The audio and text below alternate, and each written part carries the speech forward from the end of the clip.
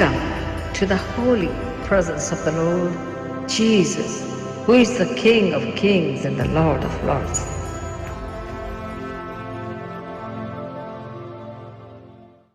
కొద్ది నిమిషాలు దేవుని వాక్యమును మరి హృదయపూర్వకంగా ధ్యానిద్దాం. టైటిల్ ముందే చెప్పాను, సత్యమునకు సహాయకుడు. సత్యమునకు సహాయకుడు ఒక వ్యక్తిని చూపిస్తున్నాడు.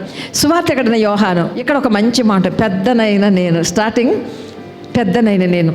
ప్రియబిడ్డలారా, యోహాను యాకోబు వారిద్దరు కూడా ఏంటంటే జబదయి అనే వ్యక్తి యొక్క కుమారులు.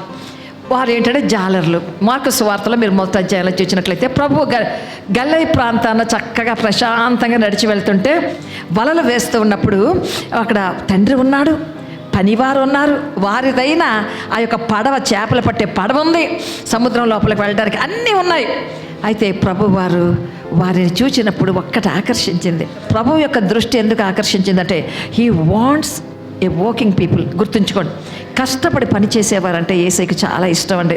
కష్టపడి పని చేసేవారికి ప్రభు రెండవ బాధ్యత ఇస్తారు, మూడవ బాధ్యత ఇస్తారు. నమ్మకమైన వారికి దీవెనలు మెండు. వెంటనే అన్నారు కదా వారిని, నన్ను వెంబడించండి, ఫాలో మీ అనగానే ప్రియబిడ్డలారా, జబదయి అనే తండ్రిని, పనివారిని, ఆ యొక్క పడవను, వలలను అన్నీ విడిచి మౌనముగా బతుకు తేపడిన గొర్రె పిల్లవలే వారు ప్రభువుని వెంబడించారు.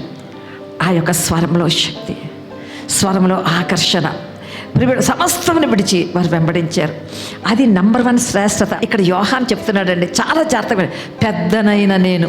ప్రియబిడ్డలారా, మీరు గమనించండి, ఏ వాక్యంలో అయినా సరే పౌలు ఏమంటాడు, క్రీస్తు చేత అపోస్తులుడని పిలువబడిన నేను. ప్రతి ఒక్కరు కూడా తమ ఇంట్రడ్యూస్ చేసుకుంటారు వారు ఎవరో. అయితే ఇక్కడ తను ఏమంటే పెద్దనైన నేను. ఏలాగో పెద్ద అయ్యాడనేసి నేను కొన్ని మాటలు మీకు చెప్తాను. మొట్టమొదటిగా రమ్మనగానే, ప్రభు వెంబడించమనగానే ఎవరినండి? జబదయి తండ్రి గారిని. తల్లిదండ్రులను విడిచిపెట్టే ఎంత కష్టం. తండ్రిని విడిచిపెట్టాడు, వలలు విడిచిపెట్టాడు, తన ఆస్తి అంతా వల్లే. పనివారు ఉన్నారు, పనివారిని విడిచిపెట్టాడు, తనదైన తన పడవను అన్నీ విడిచిపెట్టి మౌనముగా ప్రభువుని వెంబడించారు. ప్రభు వారు ఒకటే ఒక మనిషి మాట అంటున్నారు, మిమ్ములను మనుష్యులను పట్టు జాలర్లుగా చేస్తాను. The fishing men have becomes the fishers of men అని ఒక దైవజనుడు అన్నాడు. చేపలు పట్టువారు మనుషులు పట్టువారు అయిపోయారు. దేవునికి మహిమ కలుగును గాక. ఏ యొక్క అధికారముతో పెద్దనైన నేను అన్న యోహాను అని మనకు ఒక ప్రశ్న వస్తే దానికి జవాబుగా యోహాను భక్తుని గురించి మాట్లాడినప్పుడు వాక్యం ఏమంటుందండి? యేసు ప్రేమించు యోహాను దేవుని చేత ప్రేమించబడ్డాడు. ఇంకా మీకు జ్ఞాపకం చేయాలంటే ఆఖరు పస్కాను ఆచరిస్తారు కదా ప్రభువారు మేడగదిలో. అప్పుడు యోహాను ఎక్కడ ఉంటాడండి? యేసయ్య రొమ్మున ఆనుకొని. ఎంత ధైర్యం అండి! ఒక నాయకుని యొక్క రొమ్మున ఆనుకోవడం అంటే ఆయన యొక్క అమితమైన అచంచలమైన ప్రేమే కాకుండా దేవుని చేత అంగీకరించబడిన ఆశీర్వాదానికి తను యోగ్యుడుగా, అంటే అక్కడ ఇద్దరి యొక్క అనుబంధాలు తీరుతున్నాయి. పరిశుద్ధాత్మ దేవుడు యోహాను ప్రేమించారు. యోహాను అత్యధికంగా ప్రేమించి ఆయన భుజముల మీద వాలుకొని హాయిగా భుజించి ఆఖరి పస్కాను భుజిస్తున్నారు. అందుకోసమే యోహాను గురించి మాట్లాడినప్పుడు యేసు రొమ్మున ఆనుకున్న ఆ యొక్క యోహాను ప్రభువుని పట్టుకోగానే అందరూ విడిచి పారిపోయిరి. ప్రభు వారు ఒక మాట చెప్తారు, ఏంటంటే కాపరిని కొట్టుదురు, గొర్రెలు చెదిరిపోవును. యూదా చేత అప్పగింపబడిన రాత్రి ప్రభు వారిని పట్టుకొనగానే అక్కడ ఉన్న శిష్యులందరూ పారిపోయారు, ఇన్క్లూడింగ్ పీటర్. అయితే ఎవరున్నారండి? యేసు సిలువ వేయబడినప్పుడు గమనించండి, పాదముల దగ్గర తల్లి అయిన మరియా, ఇంకా కొంతమంది మరియల గురించి, వారందరితో పాటు యేసు రొమ్మున ఆనుకొని ఆఖరి పస్కా భుజించిన ఆ గొప్ప ధన్యత కలిగిన యోహాను, యేసు ప్రేమించిన శిష్యుడు అని అద్భుతమైన ఒక ప్రశంస పొందిన యోహాను శిలువ మీద యేసయ్య మరణించారు. కానీ ప్రియబిడ్డలారా, యోహాను ఇదిగో నీ తల్లి. దేవునికి ఎంత నమ్మకం అండి, ఎంత నమ్మకం. ఆ నమ్మకాన్ని నిలబెట్టుకొని ప్రభువారు శిలువ మీద మరణం చెందాక ఆ తల్లిని కౌగలించుకుంటూ, అమ్మా ఇక నుంచి నేనే నీ కుమారుని. అంత శ్రేష్టమైన వ్యక్తికి ప్రియబిడ్డలారా పరిశుద్ధాత్మ కృపావరము ఆ మేడగదిలో పొందిన తర్వాతే సువార్తలు రాశారు, ప్రకటన గ్రంథం రాశాడు. ప్రియబిడ్డలారా ఆ విధమైన ఆ పెద్దనైన నేను అని అంటూ తను వెంటనే అంటాడు, సత్యమును బట్టి ప్రేమించు ప్రియుడైన గాయనకు శుభము. ప్రియబిడ్డలారా ఒక సంఘం ఉందండి, ఇలాంటి సంఘం ఉంది. అందులో ఆ సంఘాన్ని ముందు ఉద్దేశించి ఈ యొక్క పెద్ద యోహాను రాస్తున్నాడు. ఏమంటే గాయు ప్రియబిడ్డలారా, ఇక్కడ అందరిలో ఓ గాయు అని పిలుస్తున్నాడు ప్రియబిడ్డలారా. బట్ ఈ గాయు చాలా ఒక ప్రత్యేకించబడినవాడు. ఎందుకంటే నీవు సత్యమును బట్టి ప్రేమించు ప్రియుడు, నీవు నాకు అత్యంత ప్రియుడు. ఇంగ్లీష్లో ఏమని ఉంటుందంటే బెలవెడ్, ప్రియమైన సంగమ, ప్రియురాల అంటారు, ప్రియుడైన. ఈ ప్రియుడు ప్రియుడు ప్రియుడు మనం ఎక్కువగా ప్రియమైన సంగమ అంటారు. నీకన్నా నాకు ప్రియమైనది ఏమీ లేదు. దానికి ఒకటే ఒక కారణం ఏంటంటే నువ్వు సత్యమును ప్రేమిస్తున్నావు. ప్రియబిడ్డలారా, అక్కడ కొన్ని ఆత్మీయ శ్రేష్టతలు ఉంటాయి. యోహాను సువార్తలో 1:17 ఉంటుంది. ఈ యొక్క సత్యము సత్యము సత్యము సత్యము పరిశుద్ధాత్మ దేవుని యొక్క అద్భుతమైన ప్రేమను బట్టి సత్యం అనేది చాలా బాగా వర్ణింపబడుతుంది. దేవుని చేత అంగీకరించబడిన సత్యం. పౌరుషం కలిగిన వ్యక్తిగా సత్యమునకు సాక్షి అయిన గాయు అనే వ్యక్తిని పెట్టి సత్యంని ఎంత ప్రేమించాడో, సత్యంని ఎంత ప్రేమించాడో. ఓ గాయు, నువ్వు సత్యానికి సాక్షి అయ్యా, అందుకోసమే యు ఆర్ మై బెలవెడ్. ఎవరు మాట్లాడుతున్నారండి? పెద్దవాడిని, దేవుని చేత రెవల్యూషన్ అని ప్రకటన గ్రంథ ప్రత్యక్షీకరణ పొందిన ఆ పెద్దవాడైన ఆ యోహాను, you are my beloved because you are rooted in truth. సత్యములో నీ వేరు పారి ఉందయ్యా అని. ప్రియబిడ్డలారా, రెండవ మాట అంటాడు, ఒక మంచి మాట. అదే ఈరోజు మన కీవర్డ్స్. ఆ ఒక మాట ఏంటంటే ప్రియుడా. ఏమండి, ప్రియుడా అని 2 సార్లు వాడబడుతుందండి. మీరు ఈ 3వ యోహానులోనే 1వ అధ్యాయంలో 6వ వచనంలో ప్రియుడా, మరలా ఇక్కడ 2వ వచనంలో ప్రియుడా. ఏమంటే అందుకోసమే మాలాంటి సందేశకులు ప్రియమైన సంగమా, దేవుని ప్రియమైన సంగమా, అక్కడి నుంచే వచ్చిందండి. దేవుని ప్రియమైన బిడ్డలారా, ప్రియుడవు, beloved, no parallel, your second to none. ఎవరికన్నా దేనితో నేను పోల్చలేనయ్యా, నువ్వు సుప్రీం, యువర్ ద ఫైనల్, అంతే. Your the most loved person on the face of the earth. ఎందుకంటే your root is implanted in truth. సత్యంలో నీ వేరు పారి ఉన్నది. అయితే ఇంకా అక్కడి నుంచి వెళ్ళి అక్కడ కొన్ని నీ ఆత్మ వర్ధిల్లాలంటే నీలో ఉన్న శ్రేష్టల మీదకి నేను బయటికి తీసుకొని వస్తున్నాను.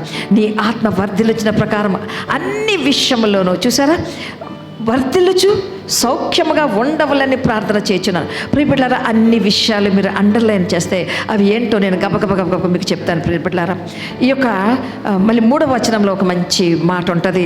నీవు సత్యమును అనుసరించు నడుచుకొనిచున్నావు గనక సహోదరులు వచ్చి నీ సత్ప్రవర్తన గురించి సాక్ష్యం ఇవ్వగా నేను బహుగా సంతోషించుతుని. ప్రియబిడ్డలు, ఈ సంఘంతో మాట్లాడుతున్నాడు. మీరు సంఘ బిడ్డలు, మీతో మాట్లాడుతున్నాడు పరిశుద్ధాత్మ దేవుడు. గాయు అన్న ప్లేస్లో నీవు వేసుకుంటే yes, I am rooted in the truth of God. ఇంక నీకేమి అడ్డు ఆపదలేదు. నంబర్ 1. రెండవది, నీవు ఆత్మ వర్ధిల్లుతుంది కానీ అన్ని విషయంలో వర్ధిల్లుతావు. సుఖశాంతులతో, సమాధానములతో, నిత్య సంపత్తును తొలుతుతావు. కానీ నీ ఆత్మ వర్ధిల్లాలంటే నీవు కొన్ని లక్షణాలు నువ్వు కలిగి ఉండాలి. 1వ అధ్యాయం 1 నుంచి 4 వచనాల్లో సత్యము సత్యము సత్యము సత్యము సత్యమని సువార్తికుడైన యోహాను మాట్లాడుతూనే ఉంటాడు. అక్కడ 3వ వచనంలో అంటాడంటే నీవు గాయు సత్యం అనుసరించి నువ్వు నడుచున్నావు గనక. కొంతమంది బయట సహోదరులు, ఎవరో క్రైస్తవ సహోదరులు వచ్చి నీ సంఘాన్ని దర్శించారు. వారు నీ యొక్క సత్యం నువ్వు ప్రదర్శించగానే వారు అది విని సంతోషించి, అది నీ ప్రవర్తనను గురించి వాళ్ళు సాక్ష్యం ఇవ్వగా సంతోషించారు. ప్రియబిడ్డలారా, మళ్ళీ 4వ వచనంలోనికి ఒక్కసారి ప్రియబిడ్డలారా మనం వచ్చినట్లయితే 4వ వచనంలో ఏం రాయబడి ఉందండి? నా పిల్లలు సత్యమును అనుసరించి నడుచుకొనిచున్నారని వింటి కంటే నాకు సంతోషము మరి ఏమీ లేదు. ఏమండి, 4 వచనాలు సత్యము సత్యము సత్యము సత్యం. మళ్ళా you has to refer back to your soul. నీ ఆత్మ వర్ధిల్లే కొలది నువ్వు శరీర విషయంలో నువ్వేమాత్రం ఆలోచించక్కర్లేదు. సంపూర్ణమైన ఆ యొక్క గొప్ప ఏమన్నారంటే ఒక ట్రాంక్విలిటీ అన్నారు ఇంగ్లీష్లో. పీస్ అండ్ ట్రాంక్విలిటీ అన్నారు. అంటే చెప్పశక్యము కానీ సంతోషం. కనుక ఎవరో బయట వాళ్ళు వచ్చారు, ఎవరో వచ్చారండి, నిన్ను చూశారు. నిన్ను చూచి ఆహా నీ సత్యం ఏంటి, నీ ప్రేమ ఏంటి చూసినప్పుడు అది యోహానుకు వెళ్ళి నువ్వు పెద్దవాడవా, సంఘానికి పెద్దవా, నువ్వు స్థాపించిన సంఘంలో నీ ఈ సంఘ సభ్యుడైన గాయు యొక్క ప్రవర్తన ఏంటి, అంత సత్యమా, అంత ప్రేమ. It's a divine love.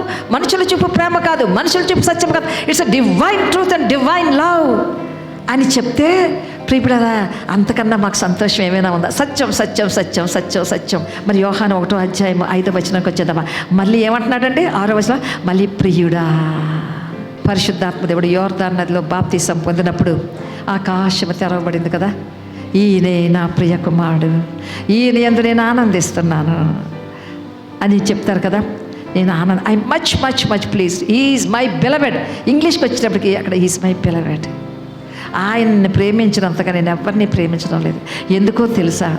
ఇంత శక్తిగల కుమారుడు, నా కుడి పార్శ్వమున కూర్చోవలసిన కుమారుడు, ఆ భయంకరమైన పశువులు తిండి తినే తొట్టెలో జన్మించడానికి ఆయన ఇష్టపడ్డాడు. That is the reason why I love him so much. He is my beloved అని ఒక మాట ఉంటుంది. ప్రియబిడ్డలారా, నేను ఆయన ఎంతగా ఇష్టేస్తుంటే నా కుమారుడిని, తప్పకుండా ఆ యొక్క మహిమ శరీరములతో ప్రభు యొద్దకు వెళ్ళినప్పుడు మన నాలుక ప్రభు అని ఒప్పుకుంటుంది, మన మోకాలు ఆయన ఎందు నమస్కరిస్తారు, హల్లెలూయా చెప్తారా. So I am going to elevate my son who sacrificially has given his life to save the sinners of the world. వాళ్ళు రక్షించడానికి ఒక త్యాగపూరితమైన క్రియను చేసినవారు. ఆయన కుడి పార్శ్వమున కూర్చున్నప్పుడు మట్టి దేహముతో మహిమ దేహం నాకు మార్చి వచ్చిన మీరందరూ కూడా మీ నాలికతో హీజ్ మై లార్డ్, మీరు ఖచ్చితంగా మీ మోకాలు వంగి తప్పకుండా నమస్కరిస్తుంది. You are the king of kings and the lord of lords. ఒప్పుకుంటుంది, దేవుని స్తుతిస్తుంది. ప్రియమైన బిడ్డలారా, అయితే ఇక్కడ మరి ఇంకొక మంచి ప్రియుడా ఒక పరదేశిని యొద్దకు వచ్చాడు. వారికి నీవు చేసినదల్లా విశ్వాసకి తగినట్టుగా చేసావు. అంటే రెండవ ఆత్మ శ్రేష్ఠత అని చెప్పండి అన్న. విశ్వాసం మొదటిది, మీ ఆత్మ వర్ధిల్లిన కొలది అన్ని విషయాలు మీ శరీరం వర్ధిల్లాలంటే what you need to have is faith. విశ్వాసము. ఎంత విశ్వాసం నువ్వు చూపించావు. ప్రియబిడ్డలారా, ఎవరో పరదేశంలో వచ్చారట.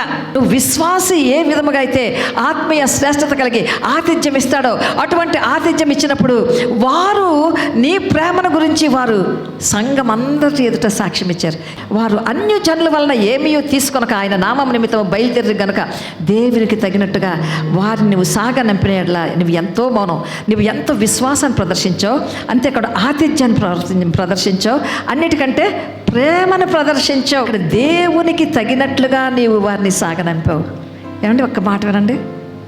అన్నిటికంటే అల్టిమేట్ ఎవరు? దేవునికి తగినట్లుగా దేవ రూప స్వరూపాలకు వచ్చేసావు. Because of your truth, your faith and your hospitality. ఇంతలో సంఘంలో ఒక వ్యక్తి ఉన్నాడు. 9వ వచనంలో చాలా సంతోషంగా ఉంది నీ బట్టి. కానీ మన సంఘములో దియోత్రెఫా, అయితే వారిలో ప్రధానత్వము కోరుచున్న దియోత్రెఫా మమ్మల్ని అంగీకరించి, మేము ఎంత ఎంత సాత్వికముగా ఎంత పరిశుద్ధంగా నేను సంఘం నేను పెంచి పోషిస్తుంటే ఒక్క వ్యక్తి ఉన్నాడు సంఘంలో, దియోత్రెఫా. ఏంటి కావాలంటే అది అతనికి? ప్రధానత్వం అంటే లీడర్షిప్ కావాలి అతనికి. కాబట్టి నేను ఎంత సాత్వికంగా దేవునికి తగినట్లుగా నీవు ప్రవర్తించు అని సంఘాన్ని నేను చెప్తుంటే నా మాటలు అతనికి నచ్చడం లేదు, నా మీద తిరగబడుతున్నాడు, నాకు చెడ్డ మాట్లాడుతున్నాడు నన్ను అని ఎంతో వేదనతో మరి చెడ్డ మాటలు చెబుతూ, మరి అంతేకాకుండా ఇప్పుడు అలాంటి వారు ఎవరైనా వస్తే దియోత్రెఫా అనే ఈ వ్యక్తి ఆతిథ్యం ఇవ్వలేదు కదా, పైగా ఆతిథ్యం ఇస్తున్న వారికి పేర్లు పెట్టి నీవు వారికి పరదేశులకు ఆతిథ్యం ఇచ్చావు కాబట్టి సంఘంలో ఉండడానికి వీల్లేదు. సంఘం నుంచి వెలివేసిన దియోత్రెఫాను జ్ఞాపకం చేసుకుంటున్నాడు. ప్రియబిడ్డలారా, కనుక ఒక మంచి ప్రశంసగా ఆయనకు యోహాను ద్వారా ఏంటంటే, నీ యొక్క యవ్వనం బట్టి కానీ నీ యొక్క సూచక్రియలు బట్టి కానీ నేను నిన్ను గౌరవించడం లేదు గాయు. నీ యొక్క ఏమేమి ఉన్నాయండి? మొట్టమొదట క్లోజ్కి వచ్చేసాం. మొట్టమొదట సత్యం కదండి, సత్యం. నెంబర్ 2 మరి విశ్వాసం చెప్పాను, ప్రేమ చెప్పాను, ఆతిథ్యం చాలా అవసరం అండి. ఆతిథ్యం చాలా అవసరం. అలాంటి ఆతిథ్యం నువ్వు ఇస్తున్నావయ్యా గాయు. వచ్చిన వారికి నీవు ఆతిథ్యం ఎంత నీ దేవునికి అనుకూలమైన ఆతిథ్యం నువ్వు ఇస్తున్నావు అంటే దైవత్వము కలిగిన వాడవు. దేవునితోని మనం ఏంటంటే ఆయనతో సమానులం ఎప్పటికీ కాలేము, కానీ ఆయన సంపన్నత కలిగిన వారు, ఆయన సంస్కారం కలిగిన వారు. కాబట్టి ఆయన నీవు నమ్మిన నీ దేవునికి తగినట్లుగా చేసావు అని చెప్పి నీ ఆత్మ వర్ధిల్లే కొలది అన్ని విషయంలో సుఖముగా ఉందువుగాక. సర్వ సంపదలు ఆత్మీయ శ్రేష్టతలతో సుఖములతో నీవు వర్ధిల్లెదవుగాక. ఆమేన్.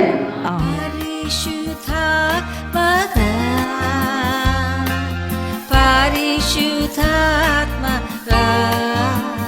నన్ను నడిపించు ప్రభు.